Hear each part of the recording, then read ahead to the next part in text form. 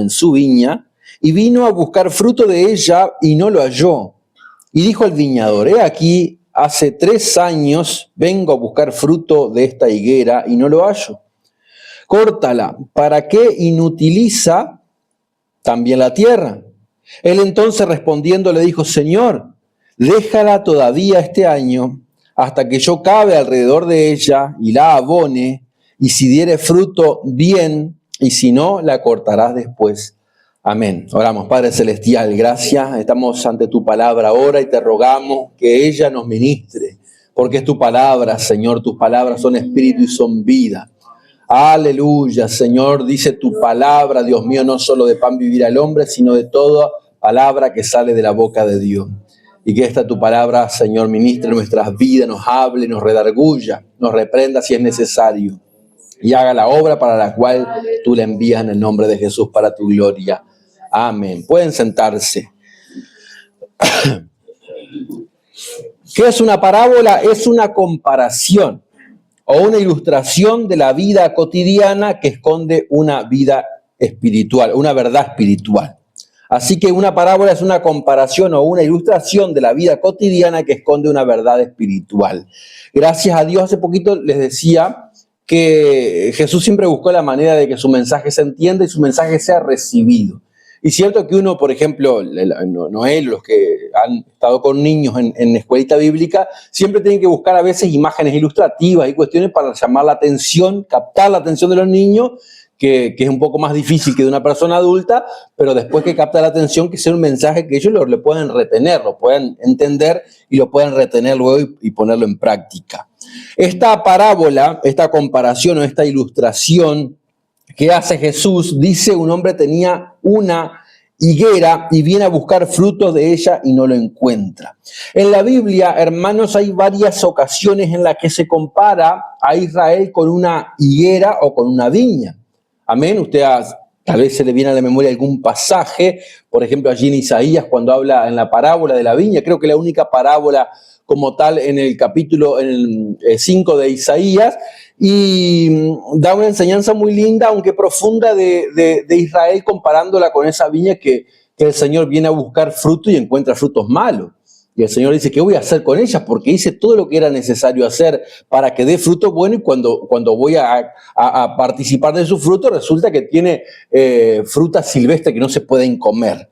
Amén, gloria al Señor. Y hay otros casos, yo quiero compartir con ustedes en Jeremías capítulo 24, que está comparando a Israel con una higuera en este caso, y debe haber por lo menos más de 15 casos en la Biblia que compara a Israel con una higuera o con una vid. En Jeremías capítulo 24, versículo 1, bendito Dios, le voy a leer unos versículos.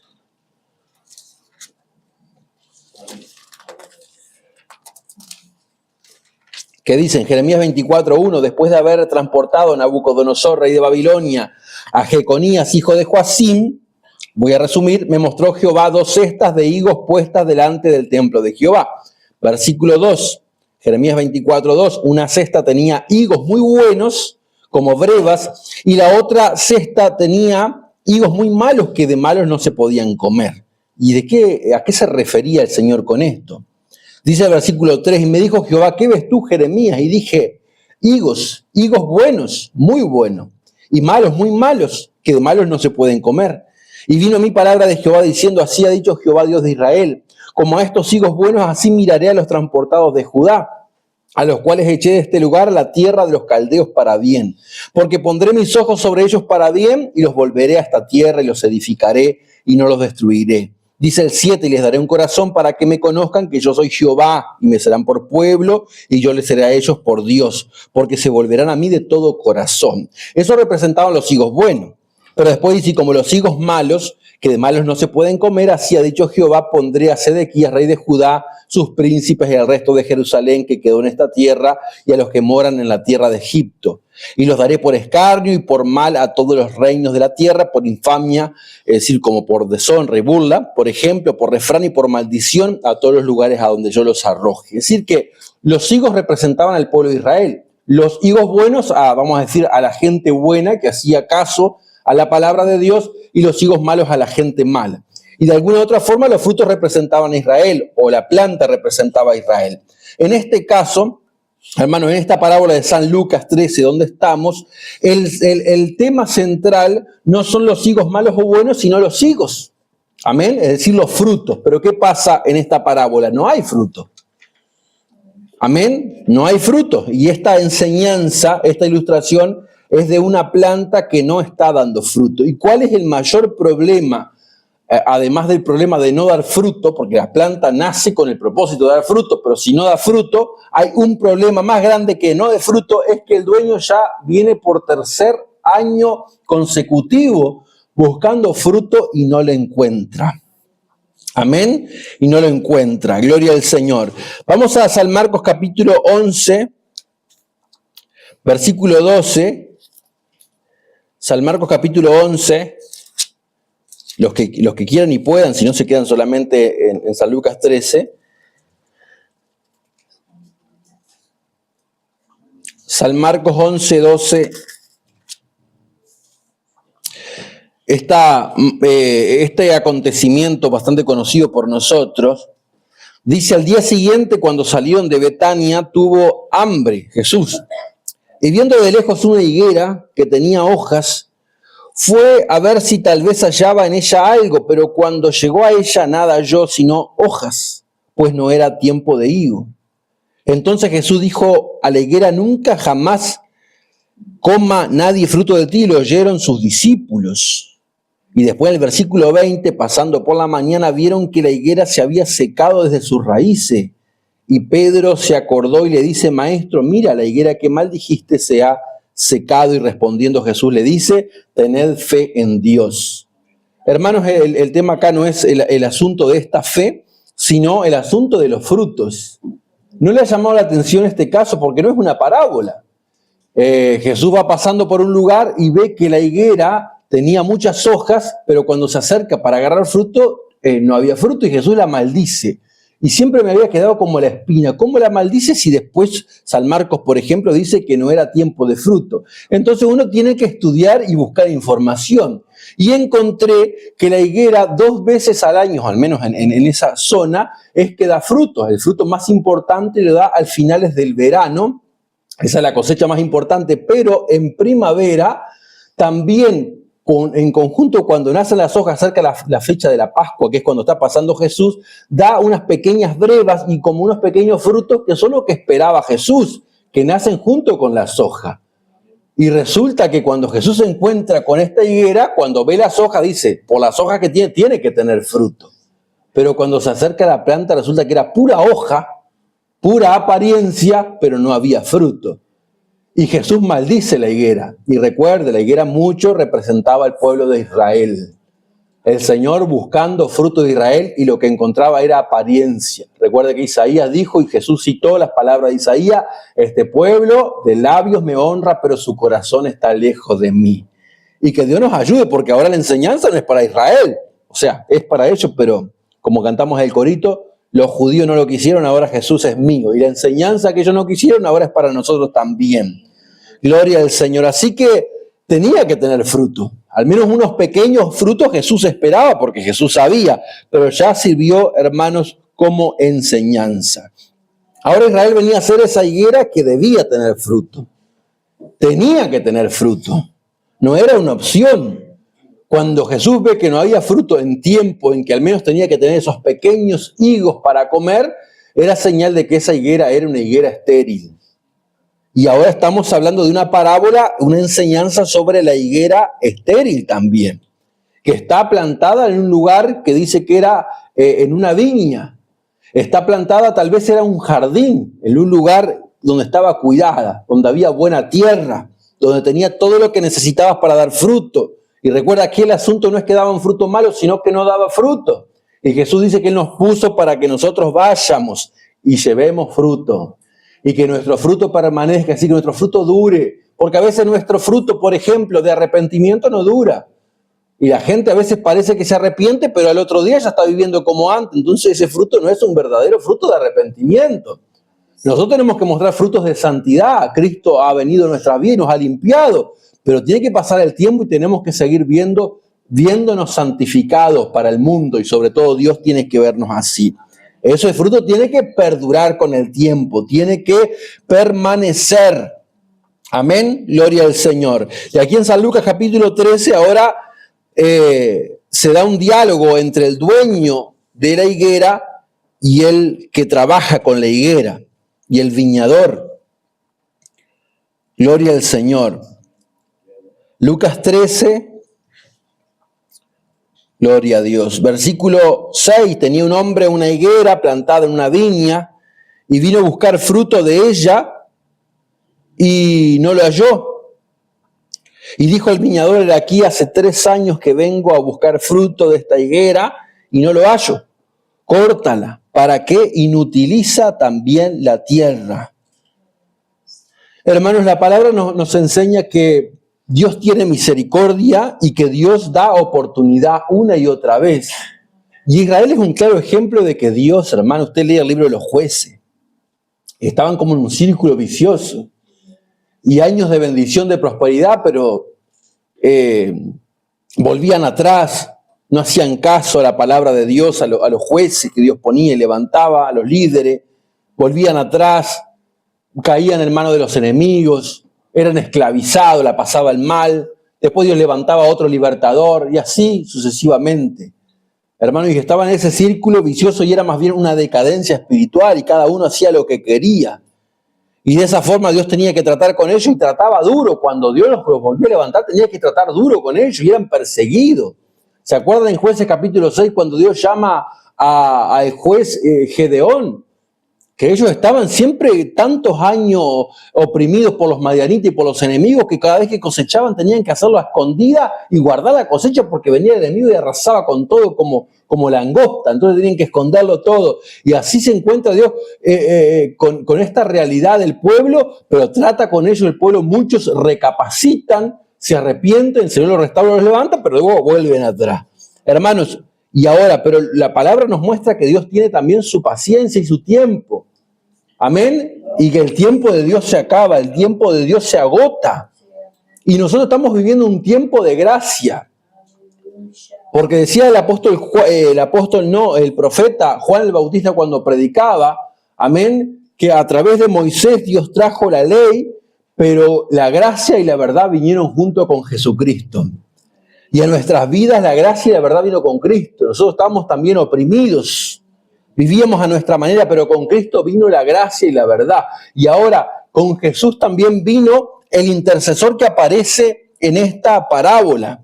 Y dijo el viñador, aquí hace 3 años que vengo a buscar fruto de esta higuera y no lo hallo, córtala. ¿Para qué no utiliza la tierra? Pero ¿qué responde el viñador que representa a Cristo, que es nuestro intercesor?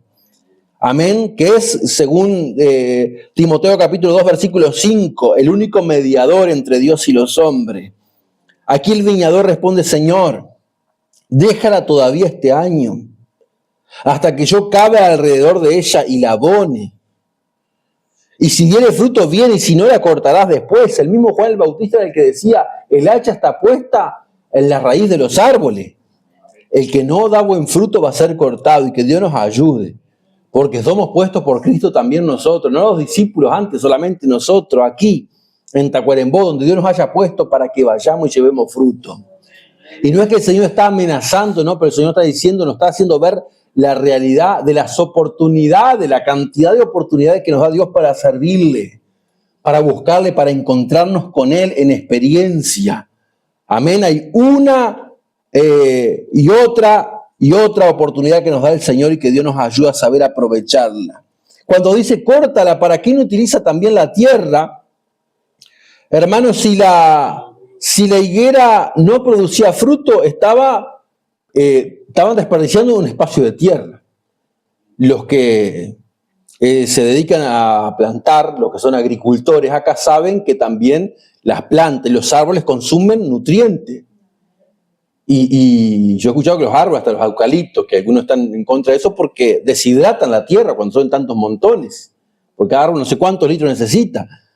Y eso también era un consumo innecesario porque la planta no servía para nada. Porque no estaba para dar sombra, estaba para dar fruto, pero si no daba fruto, Hermano, seguía absorbiendo el agua, los minerales, los nutrientes del suelo, estaba deshidratando la tierra y también ocupaba un espacio que se podía usar para otra cosa. Y también, ¿saben qué estaba sacándole la energía al viñador que estaba trabajando en ella inútilmente porque no producía fruto? Y en nuestras vidas, hermanos, ¿qué estamos haciendo nosotros para el Señor? Dios nos ha salvado y nos ha plantado en un lugar para que demos fruto. Y Él está trabajando con nosotros una y otra vez. Y Él nos envía su palabra. Y trata a través de las situaciones y nos habla. Y nos enseña y nos muestra. A veces Dios nos muestra como si fueran parábolas, pero nos muestra de forma que entendamos con imágenes, con personas, con situaciones. A veces situaciones dolorosas y a veces por misericordia, con regalo que Dios nos da por su gracia, nos muestra cuál es la intención de Él con nosotros, cuál es su propósito, para qué nos plantó. Jesús dijo en Mateo capítulo 12, versículo 30, el que no es conmigo contra mí es, y el que conmigo no recoge, ¿qué hace? Desparrama. Y nosotros queremos juntar, no desparramar. Amén. Queremos servir, no causar trabajo, servir. Me gusta un pasaje que le da el apóstol Juan en la tercera carta cuando dice, amado, yo deseo que tú seas prosperado en todas las cosas, que tengas salud, a Gallo que le escribe Juan. Y más abajo dice, me alegro del servicio que prestas a los hermanos, especialmente a los desconocidos, los que han salido por amor de Cristo, sin esperar nada de nadie, por amor a Cristo, a predicar la palabra. Y él dice que es necesario que hagamos esto para que cooperemos con la verdad, dice Juan. Y qué lindo es eso, porque nuestro servicio es una cooperación con la verdad. Estamos aportando en el sentido de nuestra energía, hasta nuestras oraciones aportan y cooperan con la verdad. El involucrarnos en la obra del Señor coopera con la verdad. Estamos del lado correcto, estamos del lado de los que juntan junto con el Señor, de los que recogen y no de los que desparraman. Jesús se muestra aquí como el mediador y el intercesor compasivo. Y hermano, Jesús pide como una prórroga en el sentido espiritual, en el plano espiritual. Aquí nos habla del viñador. El dueño dice, ya van 3 años. 3 años es bastante tiempo. 3 años trabajando, 3 años gastando energía, 3 años abonando. Tiene que dar fruto. Es mucho tiempo. Pero el viñador, hermano, y nosotros lo entendemos a nuestras vidas. ¿Cuántas veces habrá aparecido Cristo como intercesor? Señor, ten misericordia, porque Cristo es nuestro intercesor. No es ni María ni nadie de eso. Jesucristo es nuestro intercesor. Y la Biblia dice que después de morir, resucitar, se sentó a la diestra del Padre y está intercediendo por nosotros. Está a la derecha de Dios pidiendo por nosotros, abogando por nosotros. Todavía este año no, dice. Muestra la paciencia y la gracia divina en nuestras vidas. Recuerde que Jesús venía como ese intercesor. Dios buscaba fruto de su pueblo Israel. Amén. Y cuando manda a Jesucristo no encuentra fruto. No encuentra el fruto que esperaba, pero Jesús viene a dar su vida por todos nosotros también. Y para abogar por todos nosotros. Y se ofrece en la parábola a trabajar en ella. Amén. Y se compromete a hacer como un trabajo extra hasta que yo cabe, dice, alrededor de ella y la abone. Y esto lo saben también los que plantan. Para remover la tierra y aportar nutrientes y hacer todo lo posible para que el árbol finalmente reaccione y dé fruto. Es decir, todavía había esperanza para el árbol. Hoy se ha hablado de la esperanza en la palabra que trajo la hermana Betty, una esperanza viva. Y si nosotros dejamos que Dios trabaje en nuestras vidas y no dejamos de orar por aquellos que necesitamos una intervención divina, hermanos, todavía hay esperanza, porque si Dios trabaja, siempre hay esperanza. Uno no sabe en qué momento la persona puede recapacitar y ese trabajo de Dios se vuelve fructífero, se vuelve productivo, se vuelve eficaz y vamos a ver el fruto más adelante. Y nosotros también, si dejamos que Dios trabaje y que nos remueva la tierra, y a veces eso significa algo doloroso, pero algo fuerte. Amén, pero que el Señor remueve nuestras vidas y de pronto podemos reaccionar y dar el fruto que Dios espera de nosotros. Amén, pero recuerda, hermano, Dios espera fruto de nosotros. Pasa el tiempo y esto no da fruto. Vamos a ir ya terminando en San Juan capítulo 14, hablando del tiempo y del tiempo de espera del Señor y cómo Dios esperó a su pueblo Israel y cómo Dios, el Dios compasivo de nosotros, también espera por nosotros y a veces pasa el tiempo y no reaccionamos y no damos fruto. San Juan capítulo 14.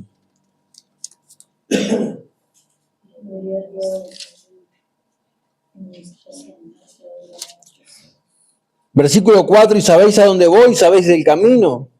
Le dijo Tomás, Señor, no sabemos a dónde vas. ¿Cómo pues podemos saber el camino? Jesús le dijo, yo soy el camino y la verdad y la vida. Nadie viene al Padre sino por mí.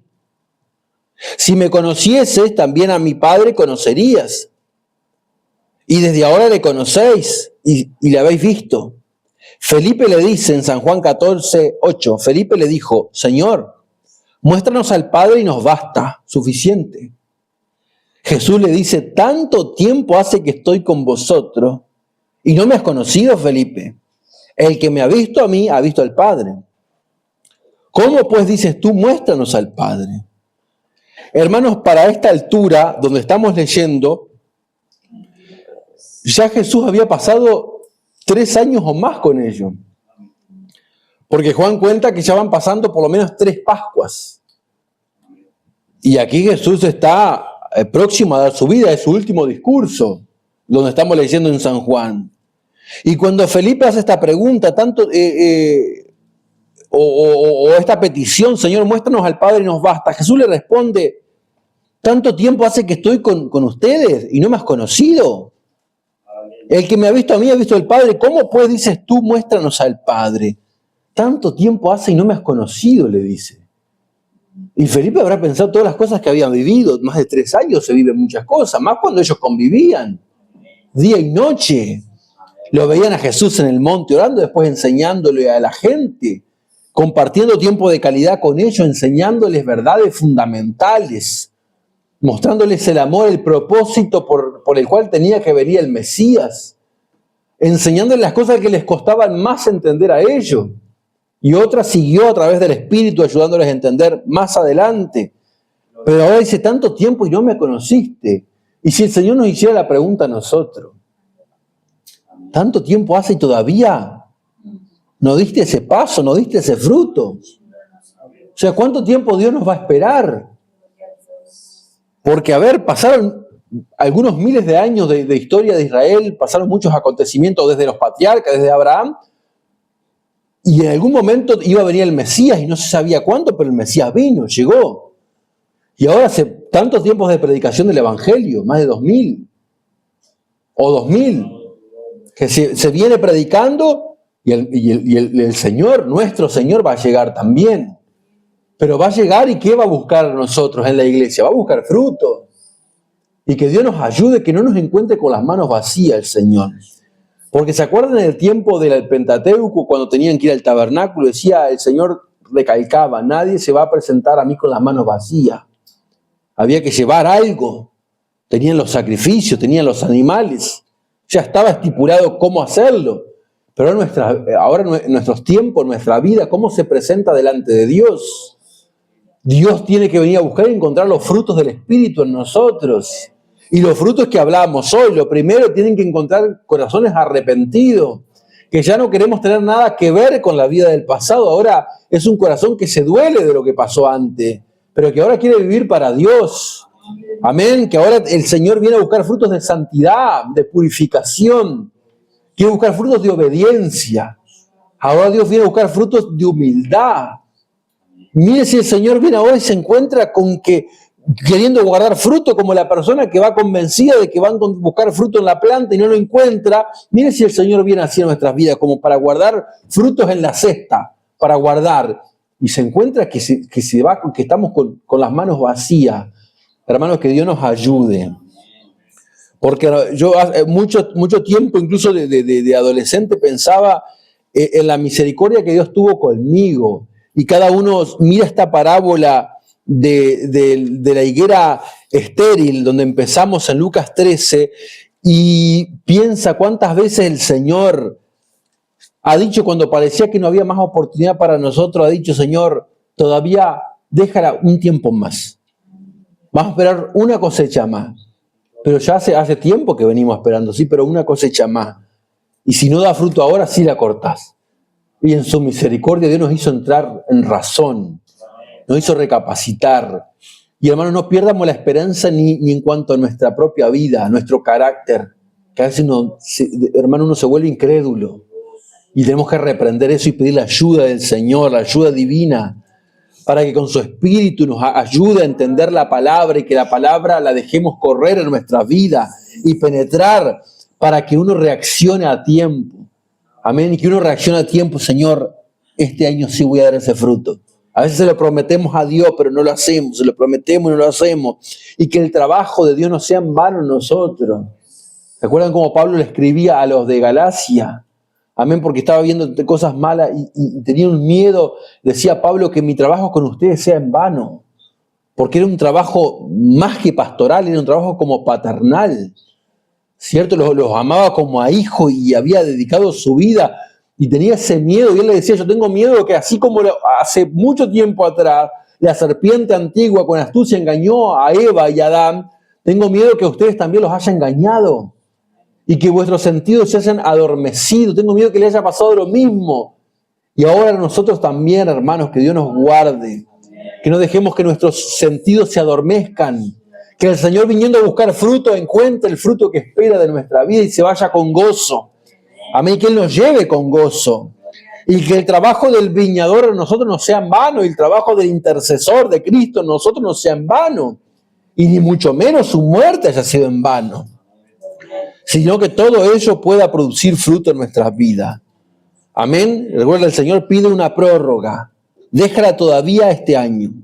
Y si no da fruto, bien, y si no, la cortarás después. Hermanos, tal vez estamos en ese año de misericordia. Hay un versículo que recuerdo, fue el lema de un retiro de jóvenes hace varios años atrás. En Jeremías 31:3. Con amor eterno te he amado, por tanto te prolongué mi misericordia. Y Dios lo que ha hecho con nosotros es como que la misericordia iba hasta acá. Pero por amor a nosotros el Señor nos extendió más allá su misericordia. Amén. La Biblia dice que Dios ha engrandecido su misericordia sobre los que le temen. Y Dios lo ha hecho con nosotros, nos ha extendido su misericordia. Como que nos ha alargado el plazo. Mire que Cristo podía haber venido antes que nosotros nos conviertamos. Amén. Antes de que entremos en razón. Nos pudo haber pasado algo antes de arrepentirnos. ¿Y dónde estaríamos si nos pasaba algo grave antes de arrepentirnos? Porque hay gente que piensa en el último momento se va a arrepentir, pero hermano, la mente humana, el corazón humano es tan malvado que incluso la gente que quiere arrepentirse ya no puede porque le dieron tanto lugar a eso y pensaron que ellos en cualquier momento se arrepentían, Dios los perdonaba y santo remedio, pero no es tan así, hermanos. El diablo es astuto. Amén. E incluso quiere engañarnos a nosotros. La Biblia dice, Él tratará de engañar si fuere posible aún a los escogidos. Tras que el grupo es reducido y la manada es pequeña, el remanente es chico, de ese pequeño remanente el diablo quiere engañar y que Dios nos guarde. Amén. Jesús dijo, miren que nadie los engañe. Hermanos, Dios nos ayuda a dar fruto. Dios nos ayuda a dar fruto. Y que demos fruto que abunde en nuestra cuenta, que demos fruto en abundancia. Amén, qué lindo que uno sirve a Dios y eso nos genera un entusiasmo. Si hago esto, Dios, me siento gozoso, me siento en victoria. Voy a hacer esta otra cosa, también Dios me va a dar victoria. Esto que compartían los hermanos de la oración, qué bien que nos hace como iglesia. Las cadenas de oración, el ayuno, qué bien que nos hace. Es como... Hermano, yo no soy una persona de mucho ejercicio, pero las veces que lo hice, me sentía que en el trabajo, ¡guau! Qué bien uno se siente. Para agacharse, hasta para atarse los cordones, estamos más sueltos. Bueno, es lo mismo lo espiritual.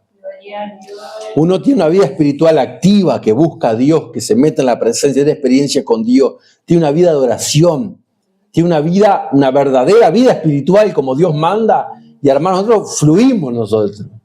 Andamos con gozo, las luchas son las mismas o más grandes, pero no nos manejan a nosotros. Amén. El enemigo no nos manipula así tan fácilmente. Nosotros estamos confiados en el Señor.